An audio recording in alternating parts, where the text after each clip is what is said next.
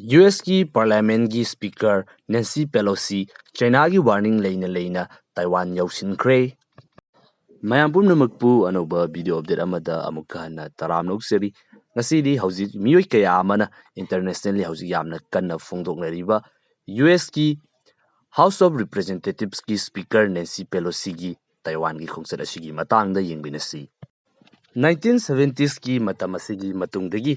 हंदकी Nancy Pelosi की खोंगसत असिना US की ओइना असिगुमलबा हाई रैंकिंग की ओइबा मियोय अमना ताइवान दा विजिट तौबसी हंदकिसिना अहानबा ओइगदौरिबनी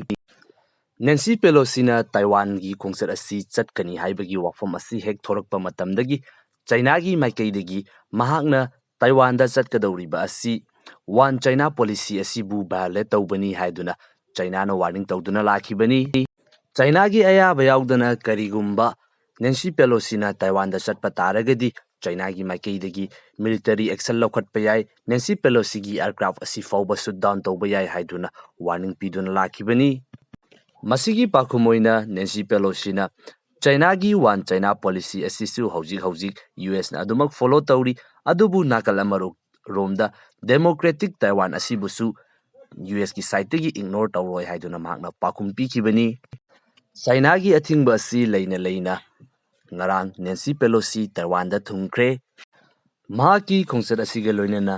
पेलोसी की सिक्योरिटी की दमकता US की माइकैदगी बेनामिसीदगी ताइवान तमना मखोगी एयरक्राफ्ट कैरियर रोनाल्ड रीगन अमसुंग एब्राहम लिंकन हाइरिबा वारशिप अनि असि ताइवान तमना थाजिलख्रे नाकल अमरोमदसु पेलोसीना ताइवान दा हेक लैंड तौखिबगा चाइना की माइकैदगी मखोगी नेवी अमसुंग मखोगी वारशिप सिंग असि सिजिनदुना ताइवान असि हौजिक कोइसिनदुना लैख्रे हौजिक मक्सु चाइना की साइडगी ताइवान की अकोइबदा लैरिबा मफमसिंग असिदा मिसाइल कया अमा कापा लेप्ट्री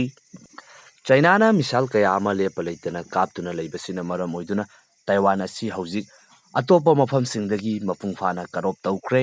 कमर्शियल की ओइबा शिप अमसुंग अतोपा फ्लाइट ना चिंगबा असि हौजिक अमता मथौ तौबा याद्रे मसिनी हौजिक ताइवान नत्रगना चाइनीज ताइपे हाइरिबा मफम असिदा ओइरिबा फिबम असि मतम खरगी ममांगदगी China अमसुंग Taiwan नाकन अनिमक्तगी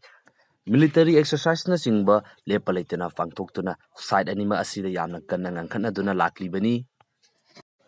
US अमसुंग China हाइरिबा country असि मालेम असिगी ख्वाइदगी पावरफुल ओइबा कंट्री सिंगनी करिगुम्बा चाइना की माइकैदगी पेलोसी की मथक्ता एटेक चथरुबा तारगदी US की साइडगी रिटालिएट तौरकपा मतमदा चाइना अमसुंग US हाइरिबा कंट्री एनएसी मिलिटरीली डायरेक्टली ओनसिनदुना लांथेंगनरकपा तारगदी अहुमसुबा लांजाव अदु ओइरकपा याबगी चांस यामना वांगबना पेलोसी की खोंगसत असिबु मालेम असिगी लेरिबा मियामसिंग असिना यामना इंटरेस्ट लैना येंग्लिबनी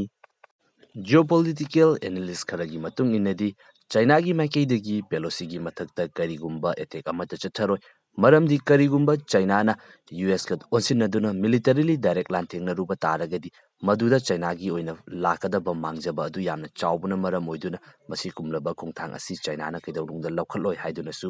फोंदोकनरी अदुबु एक्सपर्ट खरगी मतुंग इनदी चाइना हाइरिबा कंट्री असि हौजिक सोंगनरिबा रशिया अमसुंग यूक्रेन की लान असि यामना कुपना ऑब्जर्व तौरिबा कंट्री अमखंगनी अदुगा अतोपा पॉइंट अमदना USA की मथक्ता चाइना ना असुमना वार्निंग तौबा असि ममांगदसु अदुकी मतिक यामख्रे अदुगा थबक ओइना पांगथोक्तबसिना मरम ओइदुना मालेमगी अतोपा कंट्री कया अमना चाइना की वार्निंग असिदा